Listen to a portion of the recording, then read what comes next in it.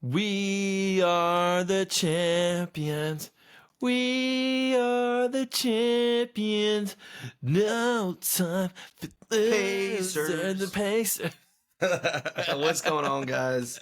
Welcome to another episode of Past Our Prime, episode 12, I believe, if I'm not mistaken. You can kind of tell we've been at the lake all weekend, so my voice is going to be a little bit raspy. Julian's is fine. We had karaoke night, and it was a good time. And we almost sunk a boat. We did, yeah. Story for another time if you're interested about that. But man, Thunder take home the NBA title. Game 7, everything on the line.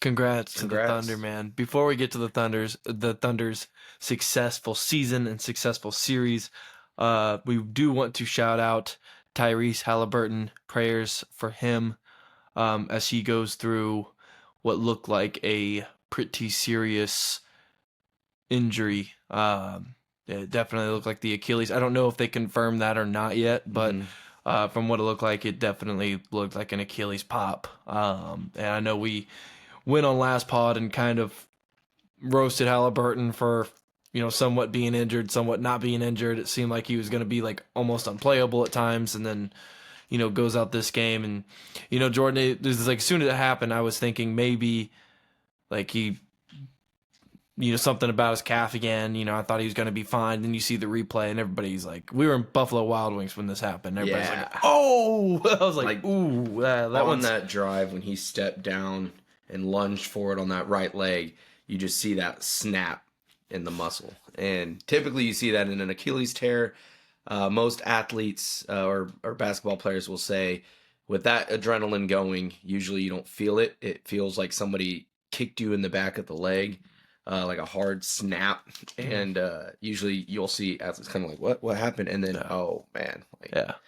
So it looked painful. It looked really painful. And I guess, it's real about the calf injury because usually with strained calves and tightness in that area, that tends to happen from time to time.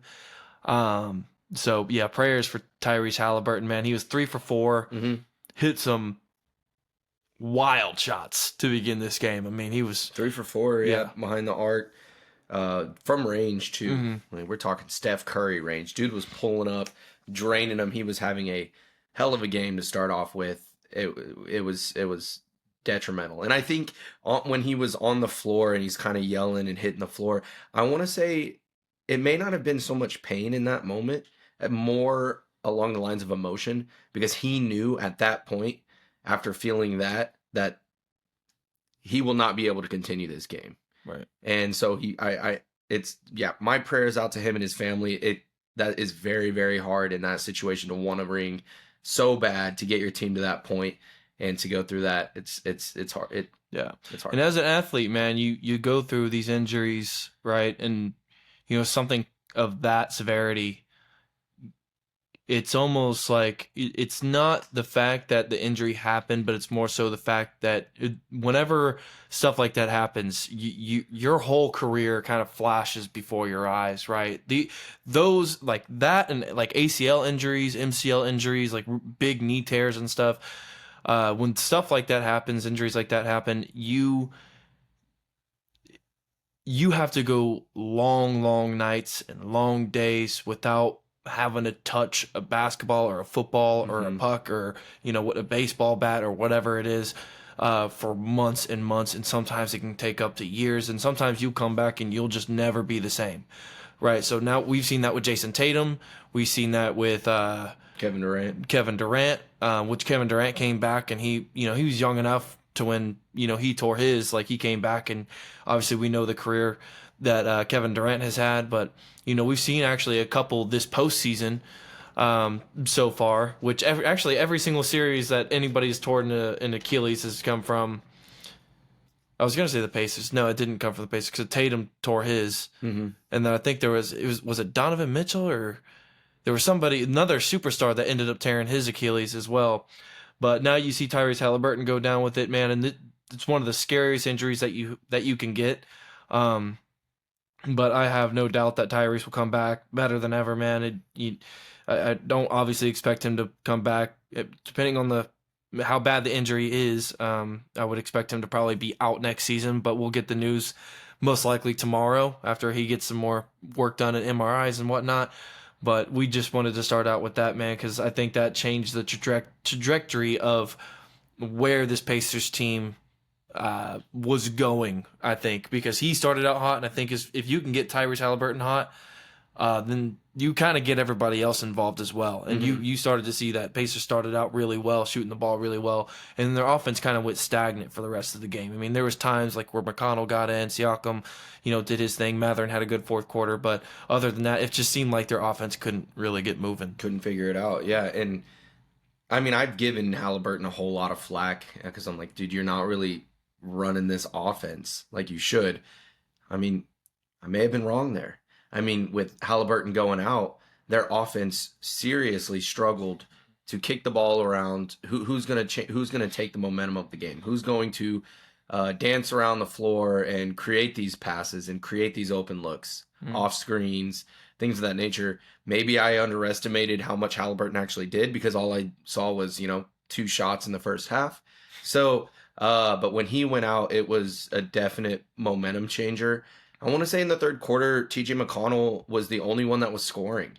And I think they put up a stat was like, other than TJ McConnell, no other Pacer has scored from 8:30 left in the third quarter all the way until 9 minutes in the fourth when Siakam hit a free throw or something. Or I think it was like a mid-range jumper or something like that. And I was like, what the heck? Like, I was like, is that real? Yeah. It seemed unrealistic because they were stuck at 68 for a very long time. And I thought back on it, I was like, it was like third quarter, like TJ McConnell, he went on like his own 12-0 run by himself. He was the only person scoring for the Pacers. And that's kind of when Oklahoma City essentially just took off with the lead there in that third quarter. And now, again, Mathurin had a really good fourth. I mean, I wouldn't say he shot very efficiently, but he was getting to the free throw line, it seemed like, every single time down the floor. And the reason that they were able to kind of punch their way back into this game, and I say punch their way back, I mean, they were still down by double digits the entire time, but it was Mathurin basically every single possession, early shot clock, just driving to the rim, getting fouls called, getting to the free throw line, and I think he went like 8 for 8 from the free throw line.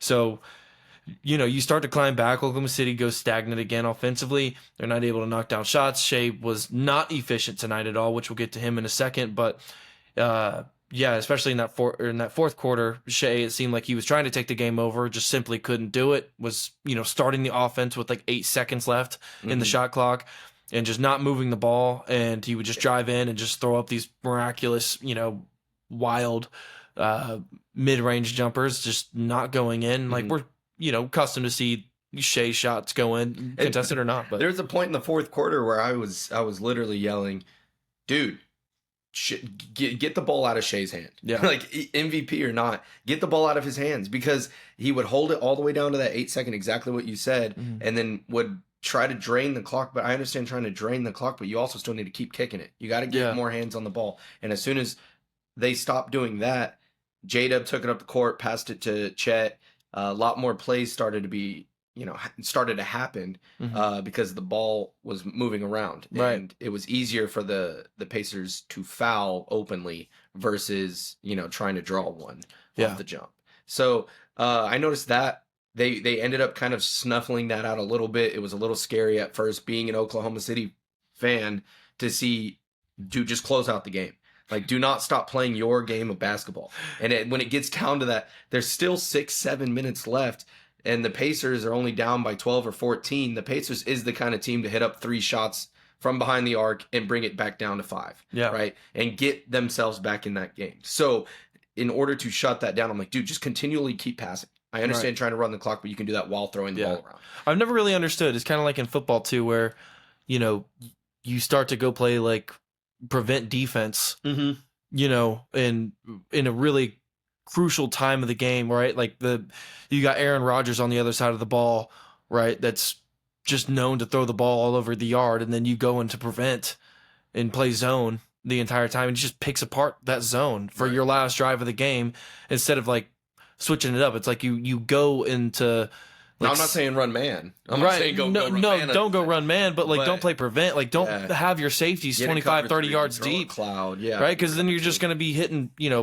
basically just hole shot after, comeback routes after mid, like after 10-yard, 15-yard digs, right? Like you're talking about trying to play it safe, and then you're not really playing it safe, because it's just so easy for some of these guys to just, get back into the game and, I'm talking football, but win a winning drive, right? Your last drive. In same case, same scenario for basketball. It's like I've never really understood the whole like, hey, let's just run out this clock. Credit where credit's due. Again, Oklahoma City did win the championship in Game 7, so they did finish it out. But it was scary there for a minute because it just seemed like they were running their offense. Like they would have some guys open. Like there was a few times Alex Caruso was running the floor. There was a few times. I think there was a possession where they got a turnover and Chet was running down the floor, and it was like McConnell in front of him, and Chet didn't even look to get the ball. He just ran McConnell out, out to the perimeter. And I was like, what are we doing?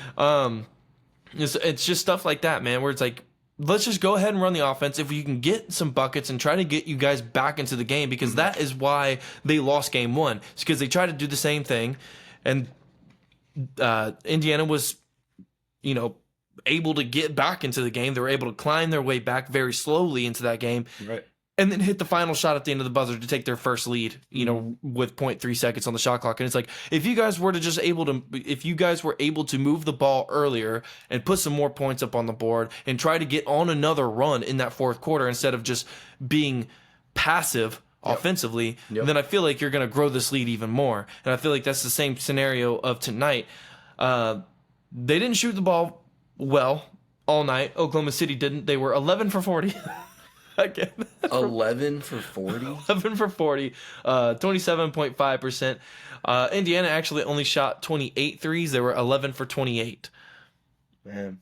So, yeah, the efficiency was still not there, but it doesn't matter. I mean, they were still, again, just driving relentlessly, trying to get downhill. J-Dub nor Shea was efficient tonight. I mean, at all.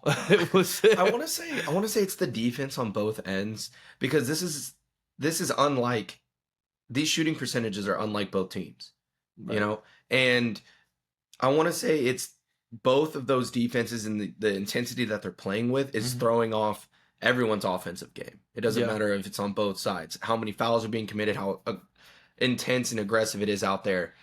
You second guess taking that shot, right?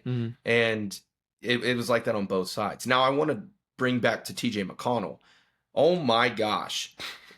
This dude is 5'10", 6 foot, right? He needs a new contract. He needs a new contract. He needs something. This guy was out there giving it his all, and OKC had no answer to it. There was at one point in the third quarter, it was only TJ McConnell scoring the ball. And we were watching it on our way back from Buffalo, going back home to try to watch it at home so we can get more of the commentary. But it was like TJ McConnell, back to back to back. There were 4 drives that TJ McConnell literally just did what he wanted to do. Yeah. And on that fourth one, then ended up draining a 3, right? And did he drain a 3? Did he hit a 3 tonight? Yeah, he should. Yeah, I believe so. Dang, TJ. It may have been a 3. It may have been a jumper. I don't know. I was driving, so I couldn't see it. But anyway. Oh no, he didn't. He was 8 for 13 though from the field. He didn't hit a 3. It was from the field. Okay. Anyways, Case and Wallace, we were sitting there yelling, "Oh my God, dude! Case and Wallace switch with Dort. Yeah, please put Dort. Make that switch." And there was at one point in the game, Dort went to go pick him up, and Case and Wallace said, "No, it's cool, I got it." And then TJ McConnell went down and ran with it and scored again. And then on the next following drive, they made that switch, and Dort picked up TJ McConnell.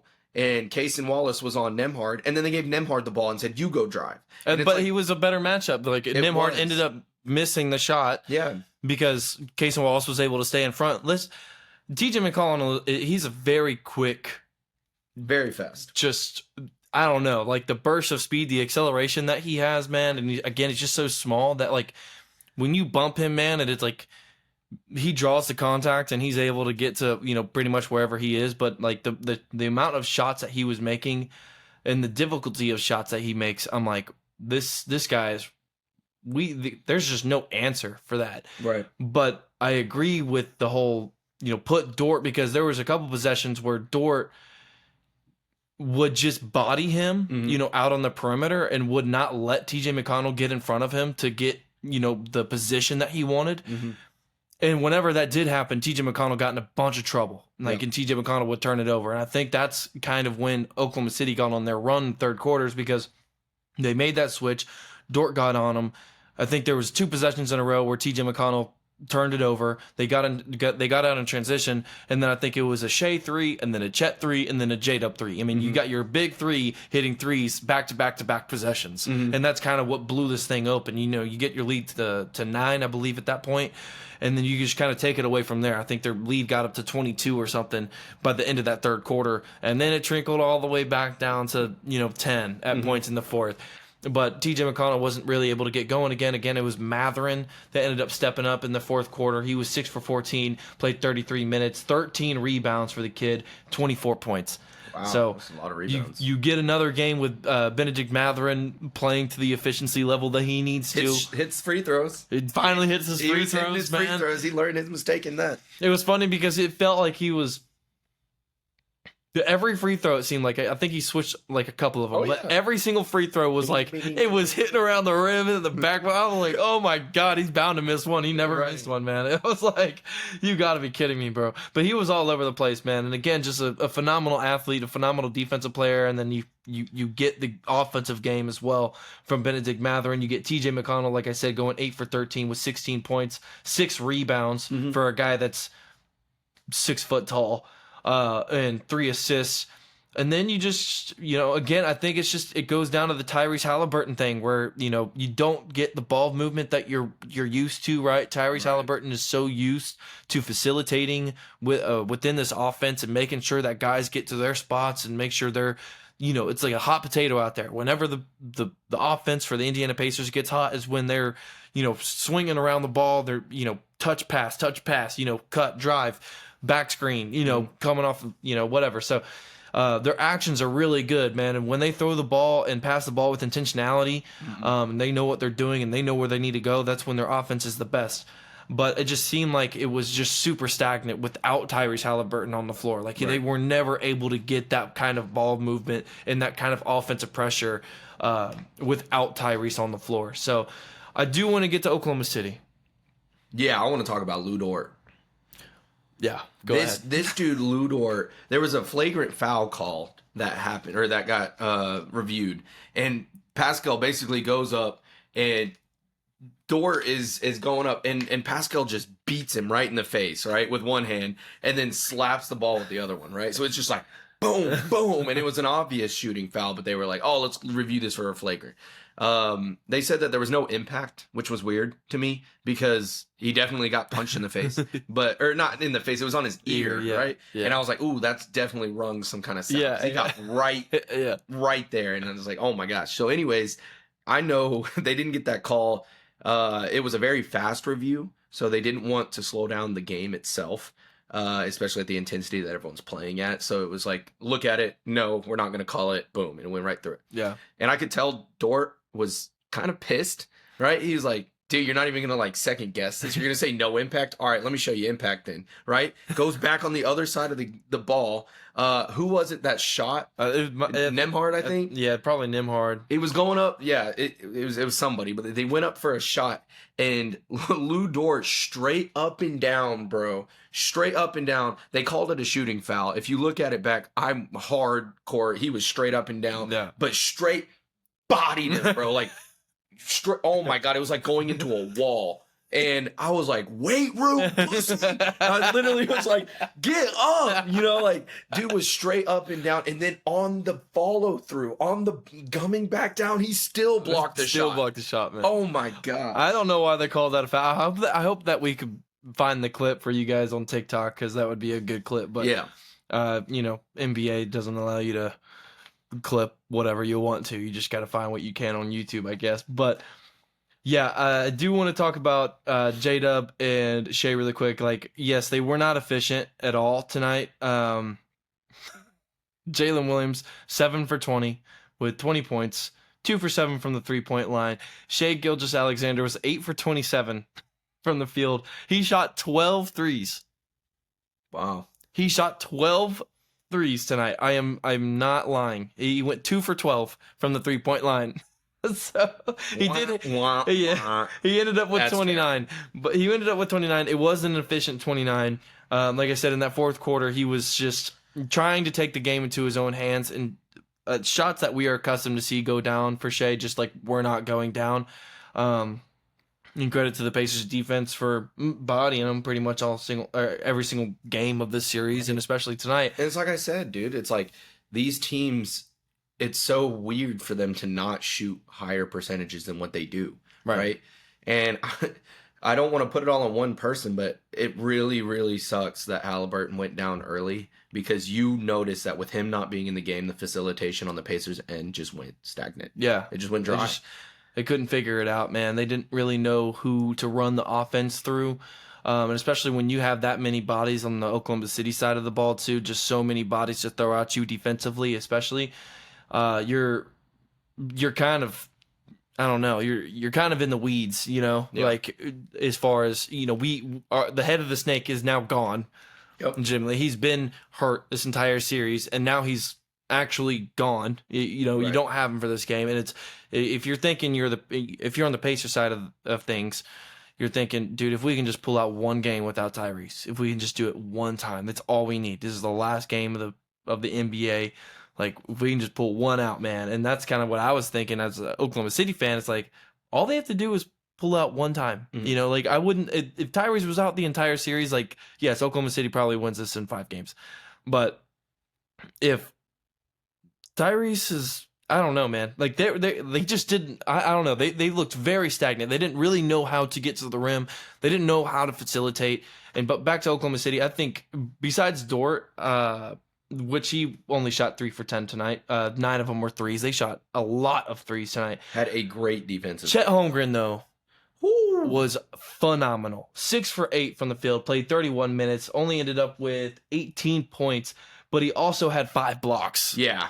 Big blocks, too. Momentum changing blocks. Yes. Yeah. And he was always in the right spot at the right time. He ended up with 8 rebounds. A few of those were offensive rebounds, especially there. I think it was second half that he got, that he would just go up for putbacks and stuff. But I think Chet Holmgren had probably the best game of the series so far for him. And if you don't get that type of production from Chet Holmgren, especially on the defensive end, we might be talking about a true upset here, because one of those big three Chet, Jalen, and Shea, one of those guys needed to step up. And there was times where Shea and Jalen were able to step up, but they were obviously struggling the entire night. Mm-hmm. And I think Chet Holmgren was just able to get inside of his rhythm. He only shot 2 threes. He was 1 for 2. But again, 6 for 8 from the field, which again, like, that is the production and the efficiency that you need from Chet. And then obviously with the 8 rebounds, only 3 fouls being on the defensive side of the ball, and everybody's driving at you pretty much every single possession, and you're just always there without fouling. Yeah. Like, just a very composed game from him. I do want to talk about fouls. Dumb foul from Nesmith to foul out. Oh yeah, at the very end, to knowing that he was, and it was on. They were trying to double team Shea towards around the half court mark, and he just jumps up on top of him. It's very, very dumb foul. He's very frustrated afterwards because he realized he goes back and he kicks the chair, right? Yeah, like he is mad because you realize that if the game does come down to the wire, you are the best 3-point shot the Pacers have. Yeah. And you give a dumb foul on a double team on Shea by jumping on top of him. It's not like it was like an accident or anything. Like, you intentionally jumped up and came back down on him when he's trying to maneuver the ball around. I mean, it was just so dumb. It was a very, because he already picked up his dribble by that point too. Yeah. And it wasn't like Shea was even looking to pass up or around him or above him. He was looking to pass on the side of him, and then he still jumped. It was like, man, you don't really have to. I don't feel like you needed to jump right there. And Shea, there's a thing where Shea does, like, where he'll make guys jump and then he'll, like, kind of jump into. He didn't even have to do it that time. Like you said, he just landed right on top of him. Like, I was like, ooh, like, that looked like it hurt. So yeah, that was a pretty dumb foul, man. And again, the Pacers played aggressive all night, especially Nesmith, and Nimhard, I would say. But Yeah, that was not a good foul for them. I don't know if they come back in this game anyways, but yeah, like if you had any shot, you lose Tyrese and then you lose Neesmith with pretty good time left on the clock, right? I Yeah. think it was around like the 2 minute mark or whatever, but it's like you're only down 12, I think, at this point. It's like we've seen miraculous things from the Pacers, and Neesmith is a part of that. Him and Nimhard and Benedict Mathurin, for some reason, just seem to turn it up whenever they're 15 down. But yeah, when you foul out like that, you don't really give yourself a shot now. Right. You got to put in like Obi Toppin.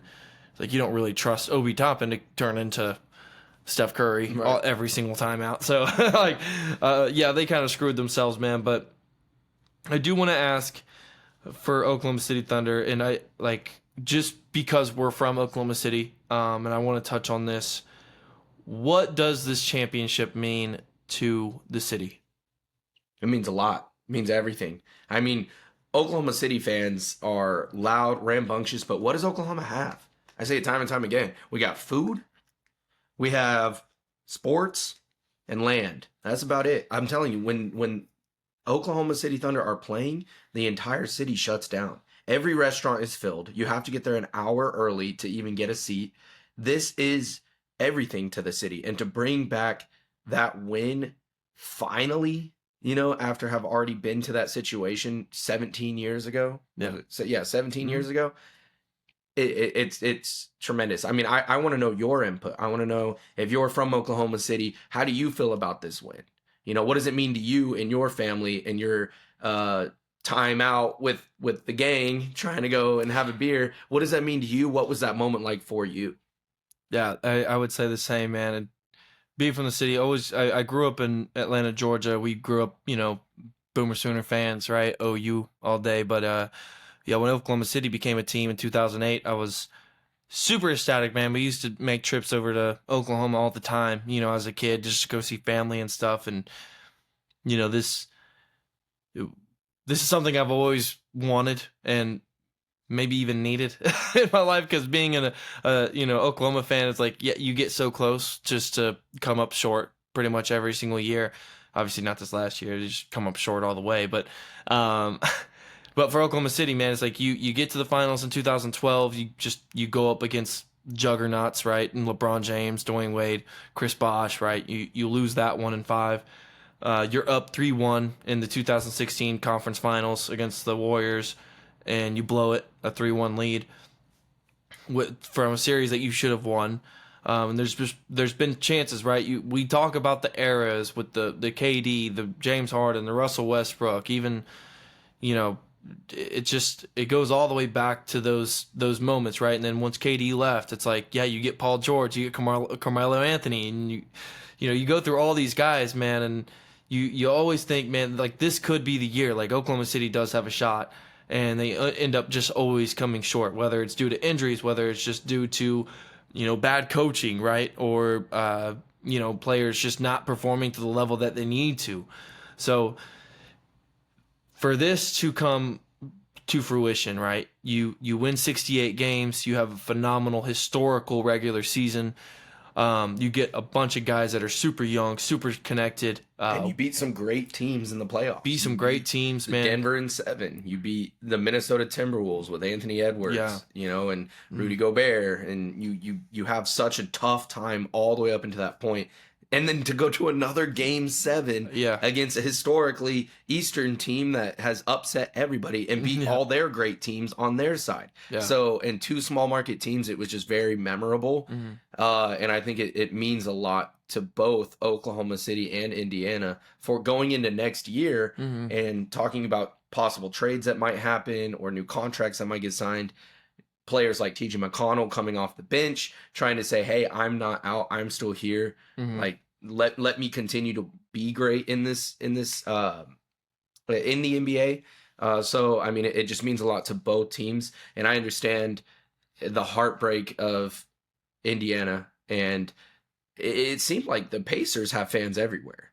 I mean, all of a sudden, we're out here in Texas, and we're at Buffalo Wild Wings, and you see more Pacers fans there than you do see Oklahoma City fans. Yeah. And Oklahoma City is only a 3-hour drive from Dallas, Texas, right? And so and then like you have Pacers fans everywhere. It's like they had the crowd, they had people start to come out of the woodworks and say, I like this team. I'm invested in this team. I want them to do well. And then for Oklahoma City to win tonight, it's awesome.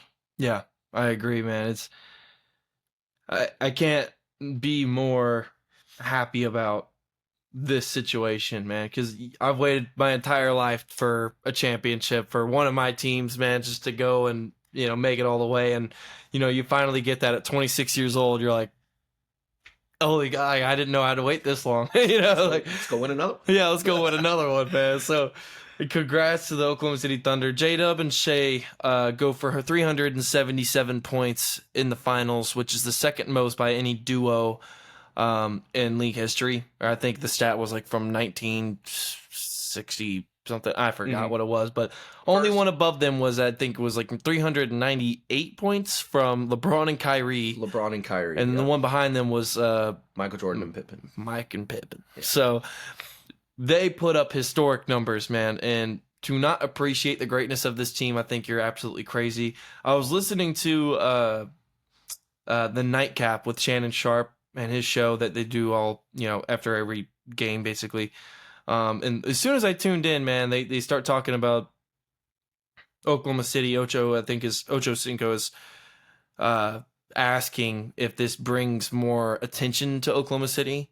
Do you think people would maybe come out of the woodworks to move to Oklahoma City? And then, of course, Shannon Sharp goes back and is like, no, what is there to do in Oklahoma City? You don't have anything to do. You don't, like, you have kids and you just got to stay home all day or whatever? And I think it's just so, honestly, so fucking ridiculous, bro. If you've ever lived in Oklahoma City, you know that there's things to do. There's great food. Like I said, that everybody there they're great people as well. Like, everybody's super polite to each other. Nobody's always in a rush. If you want to stay home, you can stay home. Like, I think that's really important because I think a lot of people in LA and Miami, it's like you're always moving, you're always on the go. You don't really have any downtime. And with Oklahoma City, it's like, if I want to go do something, I'll go do something. If I don't, then I can just stay home. Like, I can stay home. And one of his points was like, oh, when it's wintertime, all you have to do is sit inside. Like, you can't even go anywhere. I'm like, bro, we don't live in Colorado. It gets cold, bro, but like, you can still go do stuff in Oklahoma City in the wintertime, bro. Like, what are you talking about? Well, you mentioned it a few pods ago, that Oklahoma City is a place where you can master your craft. And so that's why you see all these greats, NBA greats, come out of Oklahoma City. Football greats too, man. There's a lot of great football players. We just don't have an NFL team, but a lot of great football players come out of Oklahoma. But it's not just football and basketball either. I mean, you got OU gymnastics that had Simone Biles go win multiple Olympic medals. And she came from Oklahoma, right? Or not came from Oklahoma, but went to school in Oklahoma and brought attention there. You got OU softball that wins nationals, a few years. 3 years back to back to back. Yeah, 3 years back to back to back. Yeah, exactly. So you get, like, sports here in Oklahoma is taken very serious. Even wrestling. Oklahoma State.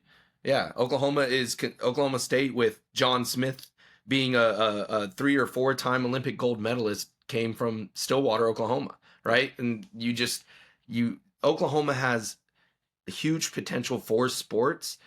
I want the market to increase. I want more money to come in and more businesses to start up here, because you have a lot of attention around that, I guess you would say, and the greatness that it can become. The only problem is people don't want to move here because they say tornadoes. Like, oh, what's the weather like? Tornadoes. You see all these terrible stories of what happens in Moore, and I don't want to go down that route, but people don't like weather either, apparently. Like, I guess weather's always changing in Oklahoma, though. But it's like, I want to stay in LA because it's super sunny all the time and 75, and it's like, okay, well, I guess for sure, like, if that's what you want to do, then do it. I don't know, but I'm a seasons person, man. I like the cold, I like the hot, I like the fall weather. Like, whenever the trees start to the leaves start to fall down and you got the leaves everywhere in your yard, like, people in LA don't know about that. Putting your leaves all together and you get to jump in. You get to jump in. Yeah. Get all dirty. It's super fun, man. Yeah. It's not all glitz and glamour all the time, man. I think people need that in their lives. So I don't know, man. I just thought that was interesting to hear that, of course, from people that live in LA or Miami or wherever. It's like, whatever. I don't care. I don't care. It gets just as cold here as it does in New York. So people that live in New York, like, it gets cold. It's the same. It's the same amount of cold. Just maybe a little bit more windy, I guess, because you guys have really tall buildings, so the wind isn't able to pass through. But anyways, and you got a whole lot of lakes in Oklahoma. You can always go fishing, take the boat out. Lots of lakes, lake houses. A lot of stuff that you can do other than sports. I guess you would say if you're outdoors, there's a lot of hunting. So and you talk about all the players, man, and you go back to like the ceremony and everything, man. They always cherish the fans. They talk about how much they love Oklahoma City. Anybody that's came through Oklahoma City have never said anything bad about it, right? People that come down here for the first time, like, they expect the worst for some reason, and then all of a sudden they're like, this place is actually pretty cool, man. Like, yes, I don't have 35 5-star restaurants within my 5-mile proximities, right? Like, yeah, but the thing about these 5-star restaurants is, one, they're expensive as hell, and two, it's not as good. Like, I'm telling you, like, Southern cooking, they cook with salt and seasoning, man. Like, you can go anywhere and you're like, wow, this has a whole lot of flavor. A lot of people complain, they're like, oh my gosh, this is too salty. Yeah. And maybe just because I was born and raised in Oklahoma, so I'm just used to that. Yeah. But Jalen Williams said before the season he had a question brought up to him by, I believe it was the host from Down to Dunk, over with the Athletic podcast. They asked him what his favorite restaurant was, and he said Mahogany's is great. Yeah. But then he was like, I just think Oklahoma's the king of, like, hole in the wall restaurants. Yeah. Like, every place that you go, just like what Jordan said, like, everybody's good at cooking somehow. Like, everybody cooks with a bunch of salt. They fry a bunch of stuff, man. Like, I guess when you got time in your hands, this is what you learn how to cook, man. So like you go basically anywhere in Oklahoma, man. They got good food. You don't have to go to and also you don't have to pay, $100 a ticket. Pretty much every single time you go out, you don't have to spend $250 per ticket. Like, you can go spend $20 and get yourself a meal that will last you for like 2 days, bro. Yeah. Like, there's some really, really massive portions in Oklahoma. Yeah. So there's some good things going in OKC, man. I had to speak on it, man, because I'm just so tired of people like, no one cares about the two small market teams. And again, like, if you are that person, then obviously you don't like hoops, and you're a casual watcher, you don't really like watching the NBA. You just care about your team that's in LA or Miami or New York or wherever your big market is, but we care for our small market teams. We really do, man. And I hope that people can put, or like Oklahoma City and even in San Antonio, like Wembanyama, like, he's going to put a lot of people on the map for people to come and attract more fans and more viewership to these small market teams, right? Hopefully LaMelo Ball will get his team going in Charlotte to get people. He's fun to watch, right? And I feel like more people were watching Oklahoma City when it was the Kevin Durant, Russell Westbrook era, because obviously you got two high flyers. Kevin Durant's pretty much the first player to be that tall with that type of handle, with that type of shot capability, right? You got Westbrook, who's just dunking on everybody at like 6'4". Well, I do want to talk about. I want to bring it back to the game, though. I want your opinion on this. How do you feel about Rick Carlisle this game? Oh, wow, there was a lot of complaining there. Yeah, for a minute. Yeah, there were at some points it seemed like he was on OKC's side of the court. Yeah, he was. It was at one point he was on the court and then on Oklahoma City side of the court. I think there's like a perimeter of where you can walk on the court if you're a coach. Like, if you're taking a step or two out, I'm not kidding, he was like 3 to 4 steps inside of the court, right?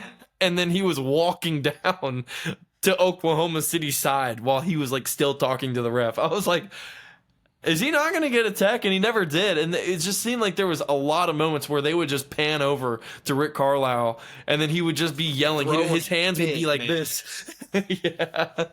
I was like, man, like, what? I was like, what is he complaining about? I was like, I wonder what. Because calls were going their way. Yeah, it's not like the Pacers were, or OKC was getting all the calls, and the Pacers were just getting.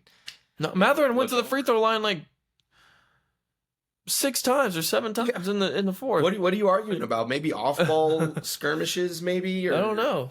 Like I was really confused because some of them too were just they weren't off of fouls or they weren't off of like non calls, but it would just seem like he was just mad for some reason, and I was just very confused to why he was mad. And I was like, is it just because like they're losing the game? Is that like I understand if you're upset and you're just like because you're losing, or maybe you're not making shots or something. Maybe one of his players was out of position or something. I don't know. Coaches can get mad for a lot of things, but it looked like he was directing his attention toward the ref at a lot of points of the game. And I was like, wait, what is he actually complaining about here? Because like Oklahoma City had the ball. Oklahoma City would like make a layup, even off a missed layup or something, and they would get the ball back. And for some reason, Rick Carlisle was complaining. And I'm like, wait, what happened? Like, did something that bad happen for you to kind of lose your shit? That bad? Right. Like, I understand Tyrese is out and like you're losing the game, but like, what is going on right now that is making you that upset? I was waiting for a tech, man. I was like, what happens if the Pacers were to steal the ball and start driving down the court or try to go through a fast break, and then you get a technical foul because you're on the court. You're literally on the court, right? Or like, what if the ball like got tipped by you? Because like, I'm just thinking all these what if scenarios. I'm like, dude, you're gonna have to kind of go back into your little corner where you're gonna coach and call some plays. But man, I just wanted your input on that because I thought it was kind of crazy to see that he might actually get a second technical of the series, and he got one in New York, and I don't know, maybe a little bit of a hothead. But I mean, I understand passion for your team, but dude, come on, like there's gotta be. We gotta relax a little bit at some point. Don't get a pacifier for him, stick it right in his mouth, like just sit there for a second. You just cool relax. Put yourself in timeout. Put yourself in timeout, man. Give yourself 30 seconds and then recoup. Lee. I was like, dude, you already lost all your hair. How much more stress do you want to be? I was looking at pictures not too long ago of Rick Carlisle when he had hair. I was like, man, you don't even look like the same guy. Like, what happened? He's been coaching for a long ass time, man. The stress that comes from that, I guess. But I also want your input on Sam Presti, because I know that this win for him means a whole lot. If you don't know who Sam Presti is, he's the executive He's VP a GM. and the GM of the Oklahoma City Thunder. And he's the one that kind of oversees and overlooks all the trades and the scoutings and pulling basically the team together to have a greater year. He's the GOAT. So 3 years ago, they only won 24 games. And now look at them having a 68 regular win season, or season regular win. Well, I don't know what I'm trying to say. Regular season wins. Regular season wins. In just 3 years and turning to a NBA Finals champion, right? Right. So walk me through what all did Sam Presti have to do over the past 5 years to build this team that we're seeing now? Dude, I mean, you talk about, again, you go back to like the whole Kevin Durant thing. You lose Kevin, right? You end up at some point, you go get Paul George, you go get Carmelo Anthony. At one point, you have Chris Paul, right? Dude, it's like some of the moves that he's able to make are absolutely ridiculous to like keep this team afloat. But what he did with the whole Paul George trade, man, and I think some would argue that there's other trades that, obviously led up to that happening, right? There was other more important trades, but I feel like in looking in hindsight now, the most important trade that he ever made was the Paul George trade for all the picks that he got, obviously the first round picks that he got, on top of that getting Shai Gilgeous-Alexander in Oklahoma City. Like, you cannot tell me that's not the most important trade now that Sam Presti has ever made. No one would have known, Shai Gilgeous-Alexander coming from the Los Angeles Clippers, that he was going to be this type of caliber of player. No one would have told you that he was going to be a MVP, Finals MVP, Western Conference Finals MVP, the first person to win all these MVPs since I think maybe in 25 years or something like that. I think the first maybe to do it since Mike, I want to say, or something like that. But yeah, and then you, on top of that, you start basically tanking a bunch of seasons, right? You get Josh Giddey on your team, right? And then you get Chet Holmgren and Jalen Williams in the same draft. Mm-hmm. You get Chet Holmgren at the second pick, and then you get Jalen Williams at the 12th. And then you get your big three right then and there. You go through your struggles with Chet being out for the whole season, for his rookie season, comes back last season, plays all 82 games. Obviously don't have that much help in your second round against Dallas. You lose to a better, bigger team in Dallas who ends up making it to the finals, loses to another better team in the Celtics. So I wasn't going to say that Oklahoma City was going to win the whole thing last year, even if they got past Dallas. But then you come back this year, once again, make a phenomenal trade, trading Josh Giddey to get Alex Caruso. Wow. And then sign Isaiah Hartenstein over from where he was at in New York because he was a free agent. So you get your big, you get another just physical, just down-to-earth, defensive-minded Alex Caruso type of player who has won a championship. And exactly, has won a championship. And when you make that type of investment, you're thinking, okay, now that we have these players, Chet, Jalen, we need somebody who has playoff experience for this young team, and we have somebody who has finals experience because that's our end goal. Yeah. And Alex Caruso is our guy. Yeah. And on top of all of that, throughout the drafts, man, you go get a guy like Cason Wallace, who, again, is just a very non-talkative, nonchalant, defensive-minded player who is, can shoot, catch and shoot corner threes from time to time, right? He made a couple tonight, too. But, again, just a young guy at 22 years old who can learn from a guy like Alex Caruso now. Alex Caruso can take him under his wing. You go get a guy like Aaron Wiggins, who has developed into a phenomenal player. You get another player in Jalen Williams from Arkansas, who started in. I had the privilege to watch this guy in the G League for a G League game a couple times, and to see him and how he's turned his game around. And we talk about the Denver series where he was a X factor in that series, right? And you talk about just like the depth of this team all the way down 1 through 15, man. It just seems like Presti never misses. Right. Yes, he's calculated every team, every potential. We're going to get down to the playoff season, and we're going to have these contenders. I'm going to build this team to beat each individual strength and weakness of, and you've seen that. That's why they are considered the best defense ever, because Sam Presti was like, each person has a role and everybody has to fit right. And Presti recruited that. He built that and he established that. Now you have Mark that needs to put it all together, right, and to facilitate that growth. But I think this win for Sam Presti was much deserving. And the most important part of it all, man, is that all these guys are friends, and they all hang out together. They're, again, just all down to earth, just very good people that care for one another, that want to see each other succeed. And I think that's just the most important part of it all. And again, that just goes to Sam Presti, getting the characters of guys that come into your building. Right? Like, we can talk about the phenomenal type of athlete, right? The Zion Williamson, the LeBron James, like these guys that come out of college or high school that are just top ranked, top of their class, have always been successful and got basically superhuman traits about them. But their attitude either sucks, they're not a good teammate, or they're injury prone, or whatever. They don't hang out with guys. And it just seems like every single guy on this team, none of them are superhuman. The only person that I feel like is like that is Shea. And even him, it's like he's not doing Russell Westbrook type of dunks. He's not shooting like KD from the perimeter, right?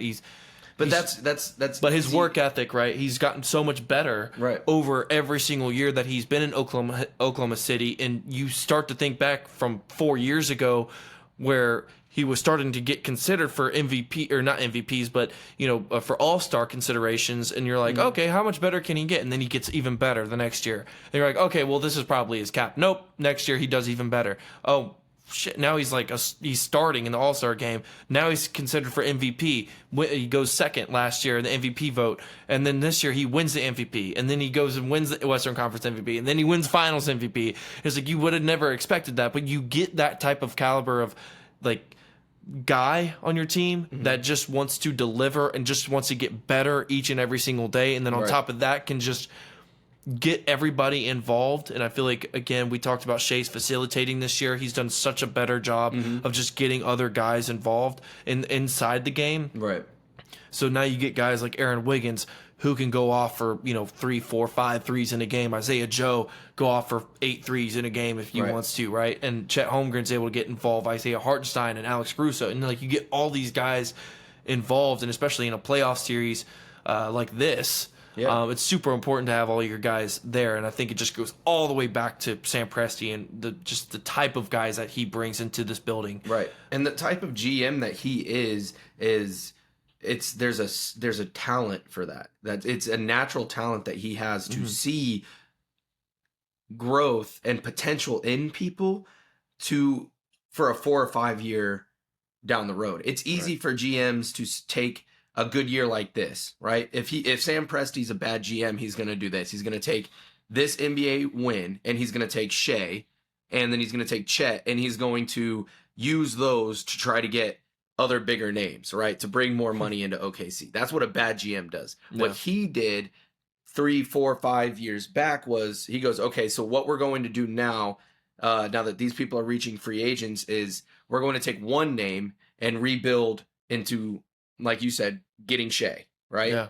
And then say, okay, so now that we have him, we need to fit a different piece. Now we need to fit a different puzzle. And he's crafting this, and he's putting this together for a 4 or 5 years. So when people say, oh, it's a rebuild year, when people talk about rebuilding, that's what they're trying to do. That's what they're trying to craft. And no one in the entire NBA does it better than Sam Presti, in my opinion. Not even close. Not even close, man. Especially being from a small market, it is so hard to just be relevant. Because you can't just throw money at people. You can't, man. You can't just say, I got $400 million to spend. We're going to go grab 2 athletes and give everybody the rest. Yeah. Like, you can't do that. So you have to work within a smaller budget and build a masterpiece from very little. Yeah. It's easy for LA and Boston and New York. It's easy for these big market teams to come in and say, I'm just going to throw a whole bunch of money and get this person. Because then they're like, oh yeah, we got a whole bunch of money in the trade, and now we can do this and that. We all got to raise this year economy, this, that, and the other. When you have small market teams and the crafting would that go on within that, that's what's most impressive. Yeah, and it's great because it's just all homegrown, man. Again, like a lot of these guys played in the G League. Alex Caruso played in the G League. Jalen Williams from Arkansas played in the G League. Aaron Wiggins played a few games in the G League. You got Casey Wallace, or I don't think he ever stepped foot in the G League, but I could go literally down the roster and tell you who's played in the G League and who hasn't. But there's been AJ Mitchell's played a few games now because of his injury. Dylan Jones this year. So yeah, I mean, you can go all the way down the list, man, and it's like a lot of these guys are just like very home. Lou Dort played in the G League. So yeah, a lot of these guys just homegrown. It's all in-house, which is something I love, and I feel like people should be able to appreciate that. And I feel like that's why it should there should be more storylines about this and more headlines about it. And I don't think it's a narrative that gets pushed enough because it's just a small market team. And it's like, well, if you want more viewerships and you want a better storyline, then you got to go listen to like podcasts like this, or podcasts like Down to Dunk or The Uncontested, or even like The Ringer, or any Locked On podcast, right? They'll get into like the depths of things. And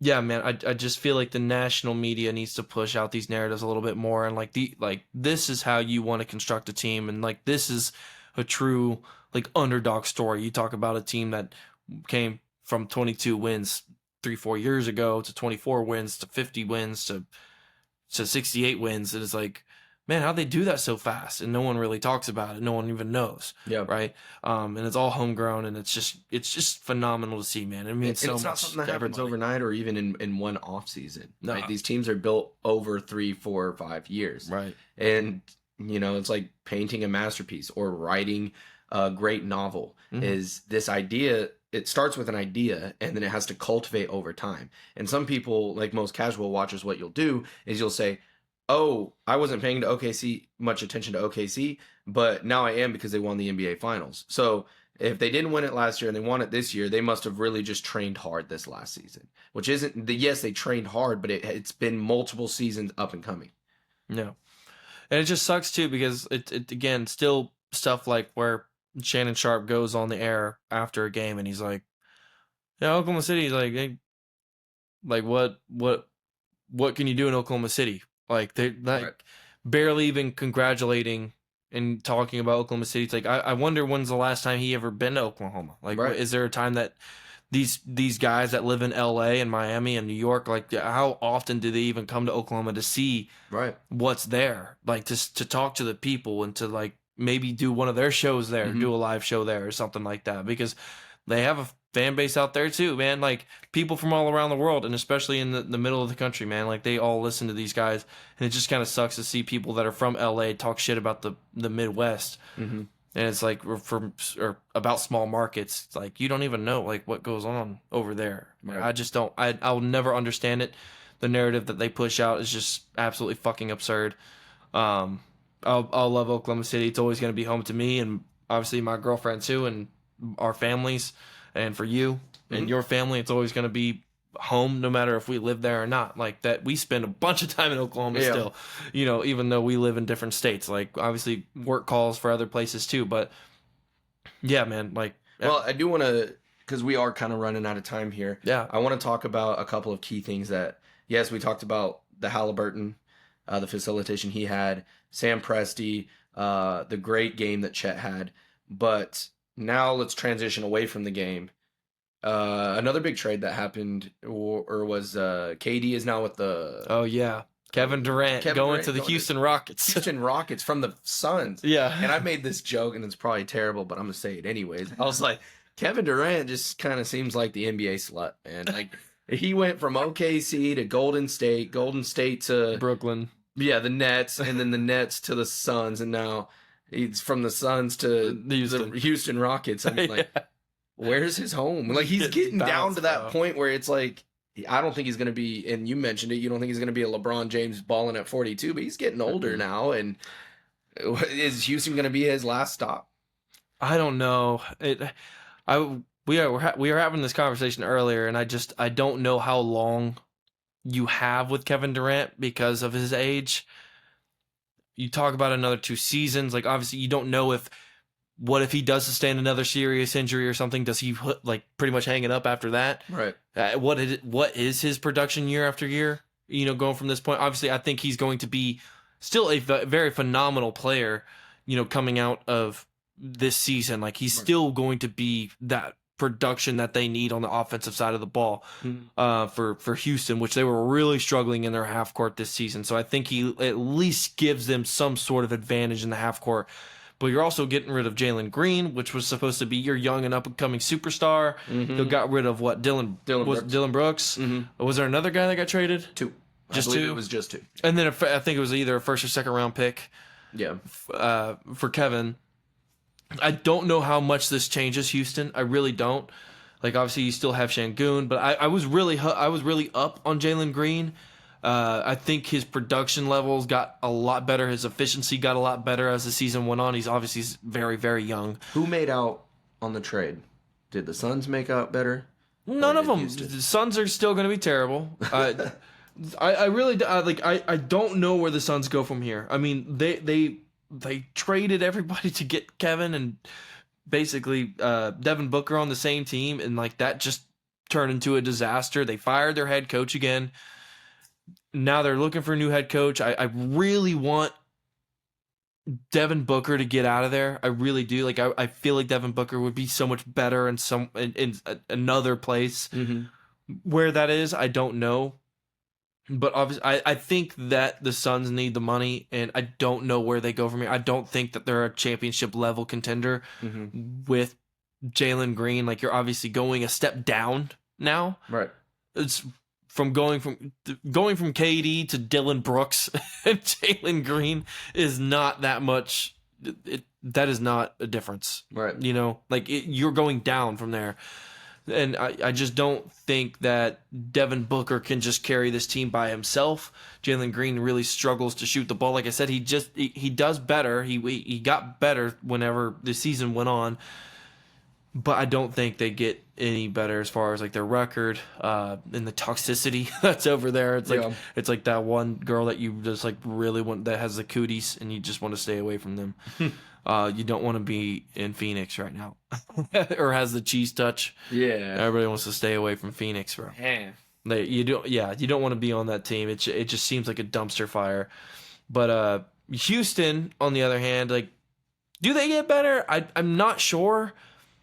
It kind of stinks too because with Jalen Green and Dylan Brooks, at least Jalen Green, like, you know that you have a young superstar on your team, like young and upcoming superstar on your team. Then you get rid of him. Yeah, yes, like you not get Kevin, superstar yet. Not superstar yet. Potential. Potential. Like, again, just one of those guys that has a very bright future. I think I've been very high on Jalen Green. I just love his game, his physicality, his athleticism is out the roof. But KD gives you a little bit more of a spark on the half court offense, but defensively, you know, you lose really, again, two very good athletic players, and Dylan Brooks is who solely focuses on the defense side of the ball. So I don't know. We're gonna have to see. I'll have to really dive into this more and give you a better answer, but. We definitely wanted to talk about it. I liked how you mentioned it because that is a big trade. I'm a big Kevin Durant fan, but I don't know. I don't think any team wins or loses from this one. I guess we'll have to see, though. Yeah. And we talk about GMs and how they trade and build teams, so we'll just have to see if it paid out, and most of the time it doesn't. And that's why there's more trades that happen. That's why the Suns are terrible every single season. Yeah. They just don't know how to coach or GM. So, anyways. Well, congratulations, Oklahoma City Thunder, for taking Game 7, winning the NBA Finals. Everyone gets a ring. Thank God. Caruso gets 2 rings now. So exciting to see what they do and how they celebrate. It's unfortunate we're not going to be able to make it to the parade that's coming up this week. Maybe I will. Yeah, well, you won't. I'm not. I'm driving clear across the country anyways. So I guess we're going to have to just see how that pans out. But very excited for Oklahoma City. Well-deserved win. They had a hard-fought season. Now, congratulations to the Pacers too, man. Yeah. Congratulations to the Pacers to make it this far. And McConnell. Get him a new contract. Yeah, TJ McConnell needs more money or needs something to help him get more time. Make him the star of the show. Anyways, super excited for our podcast going into, I guess, the limbo period of basketball and football. We're going to see a lot of trades happen. We're going to have predictions. You're going to see more content on what's going on in the NFL, what's going on with college athletes getting paid, some people to take a look at and focus on in college and what goes on there. We've already kind of touched on the Tennessee quarterback wanting more money. $2 million wasn't enough. Looking for 3 or 4. He's looking for 4. Looking for $4 million. And I understand trying to secure your bag, but what do you do? What's going to happen? I mean, it's still new. College football 26 is coming up here soon. So we can talk a little bit about gaming and how the athletes are going to be in there. That'd be fun. But yeah, do you have anything else you want to add of what's coming up? I'm just so freaking stoked for Oklahoma City. That's all. I just love how we got a championship. My life is complete. I think I can go ahead and perish now and see you later in the other realm. Anyways, if you liked what you heard here today, go ahead and follow us on all of our social media platforms. Past Our Prime 25 on Instagram and TikTok. Past Our Prime on YouTube and Spotify. Leave a like, leave a comment, subscribe, show some love of what you heard. If you heard anything here today that you liked, let us know. And if you didn't like it, still let us know. It's great. I love to have a laugh. Better like it. Oklahoma City wins the NBA title. We will see you and most likely 2 or 3 days. Yep. Just Sounds about right. let Jordan get back home, and then we'll figure that one out. But in the meantime, be easy. Peace. Take care.